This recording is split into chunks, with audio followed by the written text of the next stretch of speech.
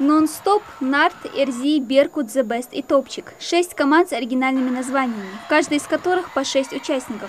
Состязуются 8 и 9 классы. Впереди ребят ждут 7 спортивных эстафет и первое испытание – челночный бег.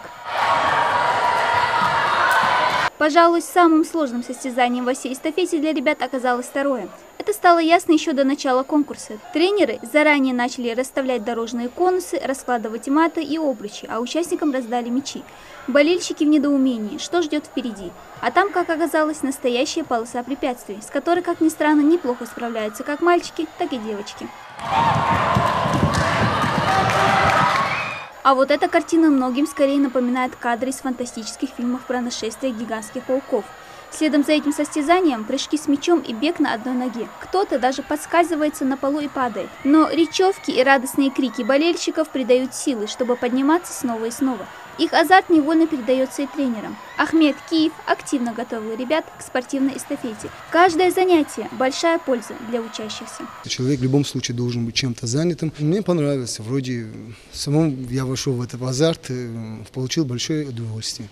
Позади уже 6 спортивных состязаний из 7, а ребята даже не думают уставать. Впрочем, завершающее перетягивание каната требует немало сил. В зале перекликаются голоса болельщиков, в первых рядах которых тренеры и родители.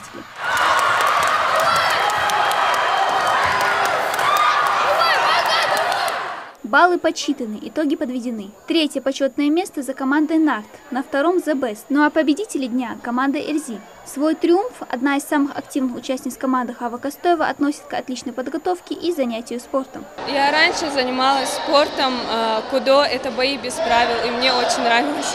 А вот для Мухаммеда Амина, капитана команды, эта победа стала неожиданной. Но это лишь малая часть того, что он ждет от всей молодежи республики. Будущее наше поколение должно быть сильнее предыдущее, умнее, выносливее и должны верить в себя. Состязание проходит под эгидой «Спорт против терроризма». Организаторы – региональное погрануправление. Такие соревнования проводят почти во всех школах Ингушетии, включая и профилактические беседы с учащимися. Спорт в любом случае вырабатывает чувство внимания, силу, взаимовыручку, взаимопомощь. Все эти качества необходимы детям, когда идет речь именно о противостоянии таким явлениям, как терроризм и другие негативные явления, которые у нас есть в обществе. Главная цель организаторов мероприятия – уберечь подрастающее поколение от пагубного влияния экстремизма и терроризма и направить их огонь юности в правильное русло. Дана Плиева, Мербек Межоев, Новости 24.